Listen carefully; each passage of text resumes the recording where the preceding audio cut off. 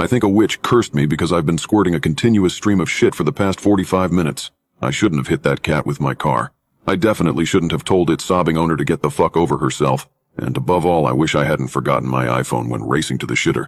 But I did all of those things, and now it looks like my last will and testament will be an internet message of warning and sweaty terror. Yes, I could have swerved to avoid the cat, but I drive a Maybach, and if you don't understand why that requires a different set of rules, that's why you'll never drive a Maybach. It's $1,913 a month. You wouldn't get it. Shit, that was a sudden wave of pain. Can she hear what I'm thinking? Fuck, fuck, fuck. I need to get through this before my colon turns me inside out. So I feel the cat roll under my tires and I know it's dead. I would have kept on driving, but the car shut off at that exact moment like it had been cursed. So I got out and found this old crone crying and screaming over the cat's guts. She looked older than Facebook and 6 different kinds of ugly, but the cat was a calico, so she couldn't have been a witch, right? Anyway, I told her that the cat should have known that streets are for Mercedes and sand is for cats because you don't see me shitting in its cat shit box, right? Ow. The sudden waves of pain are the only things that distract me from the terror. How the fuck am I supposed to handle fear with no precedent? So the old crone just cries louder when I blame the cat for hitting my car, then flings the cat gut on my Brioni trousers and yells, "Chapada," or something like that. Holy shit, can a person's life change in a moment? You know that feeling you get as a small child looking down into a dark basement? Combine that with the smell of deeply rotten milk and the pain of taking a tetherball to the nuts. Then manifest that as a tearing sensation in your anus. The strange thing is that I couldn't look away from her as she stared at me and said that word over and over again. I usually only see that kind of hate in a woman's eyes when I tell her that she's too ugly for my tastes. But in her case, I figured it was a given. It was like she was telling me that my spirit was ugly.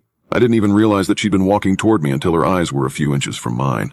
It was like she'd put me in a trance that only broke when she ran a jagged fingernail across my abdomen, leaving fiery pain in its wake. So I told her to fuck herself and race back to the Maybach.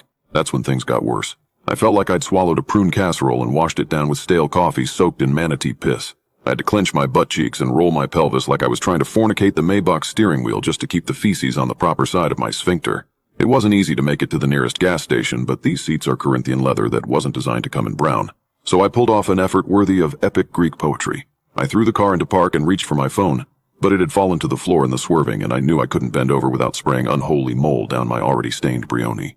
Grabbing my computer instead, I ran into a bathroom that looked like it had been used to clean other dirty bathrooms, dropped the trousers, and finally released my pain. Or so I thought. It felt like Satan was rip-starting a lawnmower with an infinite chain of barbed wire that ran directly through my butthole and into hell. After 2 minutes of continuous soft-serve terror, I looked between my legs. I had nearly filled the toilet. And it wasn't just shit either. I bordered on a panic attack when I recognized blood, colon, and a yellow organ-looking thing that I'm pretty sure is supposed to be inside my guts and not in a dirty bathroom toilet.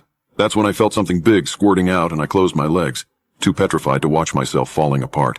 Then the poop touched the bottoms of my thighs, so I had to flush. What choice did I have?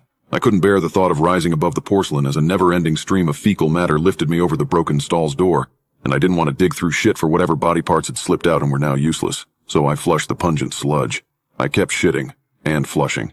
Every so often a huge slippery thing spreads my rectum like a dirty rubber band and falls out of me.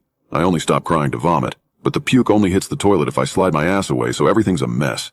I'm too terrified to keep track of the body parts I've lost.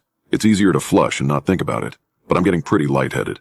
I must have lost 50 pounds of body mass at this point, and the stream is only getting thicker. Something big just plopped into the bowl, but I can't bring myself to look. No matter what's down there, it will be very, very bad. I guess you could say I'm scared shitless.